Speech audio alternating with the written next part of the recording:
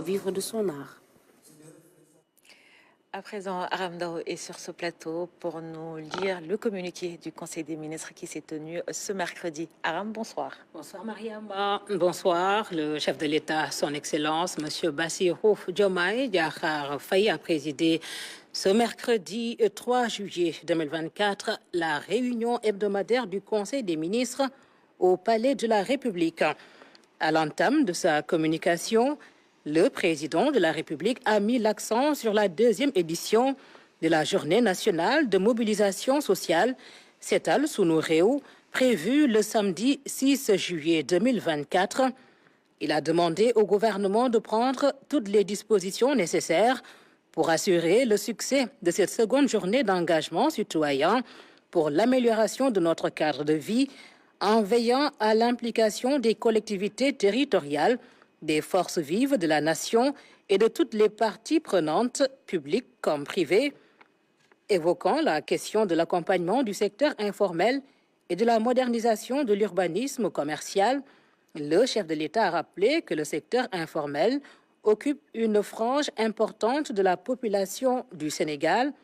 Il a demandé au gouvernement d'accorder une attention particulière à la transformation de ce secteur et à l'appui des acteurs concernés à travers les différents mécanismes et instruments d'encadrement et de financement de l'État et de ses démembrements. Dans cet esprit, le président de la République a demandé au Premier ministre d'accélérer la restructuration du programme de modernisation et de gestion des marchés Promogem, structure majeure d'accompagnement de la transformation du secteur informel et de l'urbanisme commercial au Sénégal. Il a souligné l'impératif de nouer un partenariat solide et permanent entre l'État, les collectivités territoriales et le secteur privé, national en particulier, pour assurer une mise en œuvre concertée des programmes d'amélioration du cadre de vie des populations à travers notamment le respect des règles d'urbanisme, de construction et d'habitat, l'organisation concertée de la propreté des espaces publics, l'aménagement adéquat et la sécurisation optimale des marchés et des espaces publics et commerciaux dans les différentes communes à la satisfaction des populations et des acteurs de la vie économique et sociale. Le chef de l'État est ensuite revenu sur la nouvelle politique ferroviaire du Sénégal qui devra améliorer la mobilité urbaine et interurbaine ainsi que les systèmes de transport des voyageurs et des marchandises dans la sécurité. Il a insisté sur le renouveau de la gouvernance des transports terrestres avec la relance et le développement du transport ferroviaire qui demeure une priorité au regard des défis d'aménagement du territoire et de l'accélération de l'urbanisation du pays notés ces dernières années. Le président de la République a invité le ministre des Infrastructures, des Transports terrestres et aériens à veiller avant tout à la préservation du domaine ferroviaire et de ses emprises. Il a également demandé au ministre de préparer, sous la supervision du Premier ministre, un schéma national de développement ferroviaire avec la planification des investissements relatifs à l'entretien et à la modernisation du réseau par la réalisation de nouvelles voies, infrastructures et gares ferroviaires, incluant un mode de financement pertinent du secteur. Le chef de l'État a souligné dans la même lancée l'urgence d'évaluer les activités, les projets et les financements des chemins de fer du Sénégal, CFS, de la Société nationale de gestion du patrimoine du train express régional, SENTER, et des grands trains du Sénégal, GTS SA. Le président de la République a en outre mis l'accent sur la nécessité de procéder à un pilotage cohérent et renforcé du train express régional TER, dont la gouvernance intégrée appelle une coordination systématique au niveau interministériel. À ce titre, il a demandé au Premier ministre de veiller avec le ministre en charge des transports terrestres à la consolidation des activités de l'APIX, de la SENTER et de la SETER, compte tenu d'une part des enjeux techniques et financiers du TER et d'autre part du développement continu de la plateforme de l'aéroport international Blaise Diagne à IBD. Enfin, le chef de l'État a demandé au Premier ministre de présider un comité stratégique du ferroviaire, un cadre institutionnel innovant de supervision, de coordination et de suivi de la mise en œuvre de la nouvelle politique ferroviaire du Sénégal. Dans sa communication, le Premier ministre a engagé les ministres, et notamment le ministre secrétaire général du gouvernement, à veiller à la prise en charge satisfaisante de l'agenda législatif et réglementaire comprenant à date l'élaboration de 83 projets de loi, 294 projets de décret et 110 projets d'arrêté.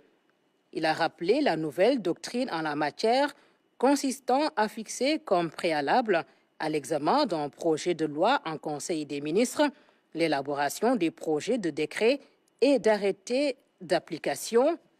À cet effet, il a invité les ministres à assurer le bon fonctionnement des services juridiques dans les ministères en veillant à leur renforcement en ressources humaines et en équipement.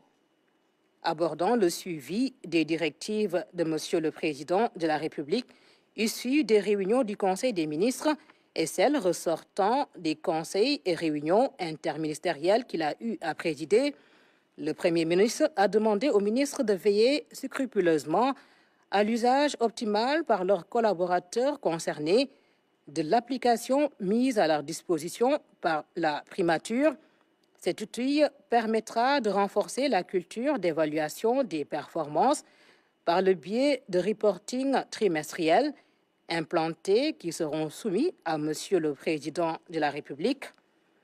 Évoquant spécifiquement la directive présidentielle relative au renforcement de la gouvernance des archives et des documents administratifs, le Premier ministre a exhorté les ministres à veiller à la mise en place d'un dispositif d'archivage des activités par leurs services et agents. Il a invité le ministre chargé de la fonction publique, en rapport avec le ministre secrétaire général du gouvernement, à finaliser dans les plus brefs délais le projet d'arrêté relatif à la mise en place de l'équipe pluridisciplinaire chargée de la révision du programme d'appui à la modernisation de l'administration PAMA. Par ailleurs, le Premier ministre a engagé le ministre chargé de l'énergie à entreprendre les démarches nécessaires en vue de l'accélération des projets en cours en matière d'électrification rurale et de renforcement des mesures d'accès facilité des ménages à l'énergie solaire. Il a également insisté sur les modalités de réalisation dans les meilleurs délais d'un pipeline de gaz de Saint-Louis à Dakar, tiré de l'exploitation du gisement de Grand Tortue Ahmeyim GTA. S'agissant de la gestion de la période de chaleur, caractérisée par des pics de consommation d'électricité, il a souligné la nécessité de veiller à l'approvisionnement conséquent du réseau en vue de la réoccupation progressive des locaux du building administratif Mamadou Dia dans les meilleurs délais. Le Premier ministre a fait part des développements intervenus dans la gestion du contrat de remise en état de cet édifice. Au titre des communications des ministres. Le ministre de l'Hydraulique et de l'Assainissement a fait le point sur l'initiative des autoroutes de l'eau. Le ministre de la Famille et des Solidarités a fait une communication sur les conditions d'accès à la dialyse. Le ministre de la Santé et de l'Action sociale a fait le point sur le forum Gavi tenu le 20 juin 2024 à Paris. Au titre des mesures individuelles. Le président de la République a pris les décisions suivantes. Au titre de la présidence, M. Lansana Gagny Sakho, titulaire d'un doctorat en Business Administration, est nommé président du conseil d'administration de l'Agence de promotion des investissements et des grands travaux APIX, en remplacement de M. Abdou Fall. M. Fall Mbaye, titulaire d'un doctorat en génie électronique, est nommé directeur général de l'Institut national du pétrole et du gaz, INPG, en remplacement de M. Agibou Ba. Au titre de la primature, le colonel Amadou Ousmane Ba de la Gendarmerie nationale, précédemment directeur du contrôle des études et de la législation au ministère des Forces armées, est nommé directeur général de la surveillance et du contrôle de l'occupation du sol en remplacement du colonel Papa Sabouri Ndiaye, appelé à d'autres fonctions. Au titre du ministère de l'Intérieur, M. Abdoul Wahabou Sall, contrôleur général de police, est nommé directeur général adjoint de la police nationale en remplacement de M. Modou Diagne, appelé à d'autres fonctions. Au titre du ministère de la Justice, M. Aliou Ndiaye, titulaire d'un master professionnel en sciences de gestion matricule de solde numéro 602-214C, est nommé directeur de l'administration générale et de l'équipement au ministère de la Justice en remplacement de M. Abdoulaye Sy, appelé à d'autres fonctions. Au titre du ministère des Infrastructures et des Transports terrestres et aériens, M. Pape Abdourahmane Dabo, ingénieur des travaux publics, est nommé président du conseil d'administration de la société AIBD SA en remplacement de M. Abdoulaye Timbo. M. Atouman Sy, spécialiste sécurité routière et titulaire d'un diplôme d'études approfondies DEA en géographie et aménagement du territoire, est nommé directeur général de l'Agence nationale de la sécurité routière ANASER en remplacement de M. Cher Omar Gaye. M. Ibrahim Assal, ingénieur géotechnicien, expert routier, est nommé directeur général de la société Autoroute du Sénégal ADS en remplacement de M. Aubin Sagna, appelé à d'autres fonctions. Au titre du ministère de l'Environnement et de la Transition écologique, le colonel Ibrahima Gueye, conservateur des parcs nationaux, est nommé directeur des parcs nationaux en remplacement de M. Bokar Cham, admis à faire valoir ses droits à une pension de retraite. M. Aliou Ndiaye, professeur assimilé en biotechnologie végétale, est nommé directeur exécutif de l'Autorité nationale de biosécurité en remplacement de M. Ousseynou Kassé, appelé à d'autres fonctions. Le colonel Lamine Kane, conservateur des parcs nationaux, est nommé secrétaire permanent de l'Autorité nationale de biosécurité post-vacant. M. Modou Fall Gueye, titulaire d'un doctorat en biologie végétale, est nommé directeur du Centre d'éducation et de formation environnementale en remplacement de M. Gora Nian, appelé à d'autres fonctions. Au titre du ministère de l'Enseignement supérieur, de la Recherche et de l'Innovation, M. Serigne Bakelo, ingénieur informaticien, est nommé directeur du Centre régional des œuvres universitaires sociales de Thiès en remplacement de M. Cher Sall. M. Jean Biran Ning, maître de conférence titulaire, est nommé directeur du Centre régional des œuvres universitaires sociales du Sine Saloum en remplacement de M. Ousseynou Diop. Madame Fama Dian, juriste, spécialiste en logistique et management portuaire, est nommée directeur du Centre régional des œuvres universitaires sociales de Diamniadio en remplacement de Moussa Hamadi Sarr. M. Salif Baldé, titulaire d'un doctorat en sciences de l'éducation, est nommé directeur du Centre régional des œuvres universitaires sociales de Ziguinchor en remplacement de M. Sana Mané. Au titre du ministère de l'Industrie et du Commerce, M. Momar Tala Gueye, directeur de recherche CAMES, précédemment directeur de la recherche et du développement de l'Institut de technologie alimentaire, est nommé directeur de l'Institut de technologie alimentaire en remplacement de M. Mamadou Amadou Sek, admis à faire valoir ses droits à une pension de retraite.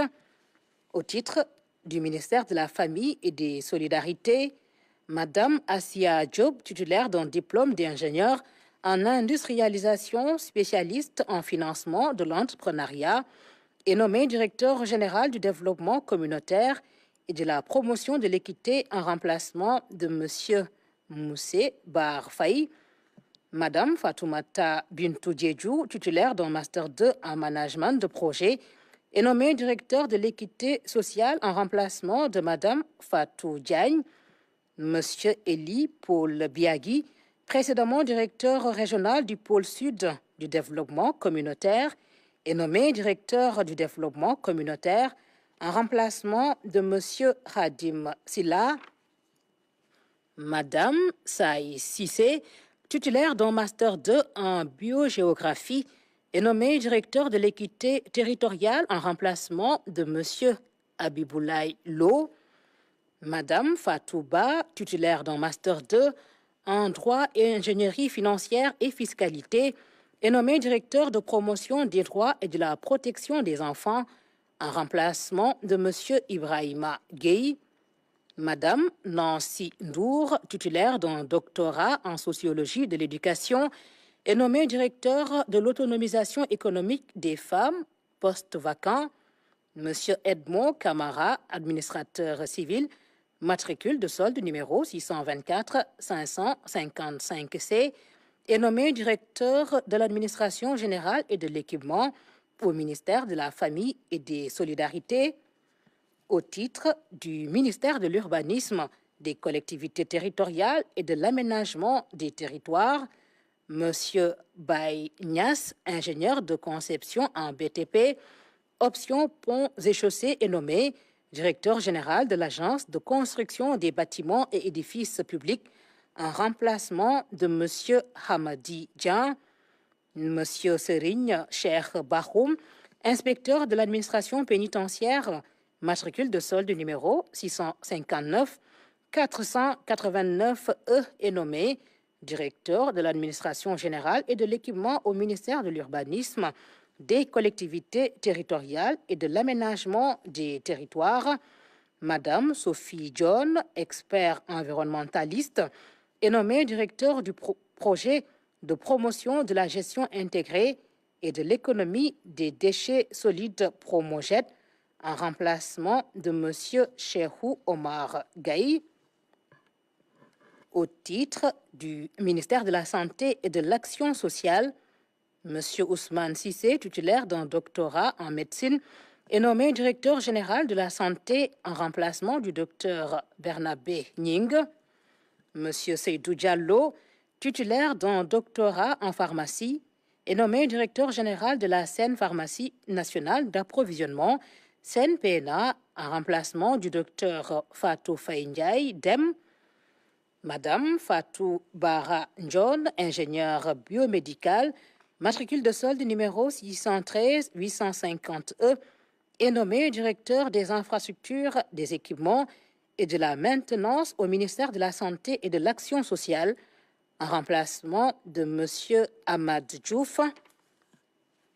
M. Malik Diallo, titulaire d'un doctorat en gestion des ressources humaines, est nommé directeur des ressources humaines au ministère de la Santé et de l'Action sociale en remplacement de Mme Awa Fall Diagne. Au titre du ministère de l'Agriculture, de la Souveraineté alimentaire et de l'Élevage, M. Mamadou Lamine Diouf, économiste, matricule de solde numéro 610 992C, est nommé directeur de l'administration générale et de l'équipement au ministère de l'Agriculture, de la Souveraineté alimentaire et de l'Élevage, au titre du ministère de la Microfinance et de l'Économie sociale et solidaire. M. Abdou Diaw, titulaire d'un doctorat en finance islamique, est nommé coordonnateur national du programme de développement de la microfinance islamique en remplacement de Mme Aminata Diaw.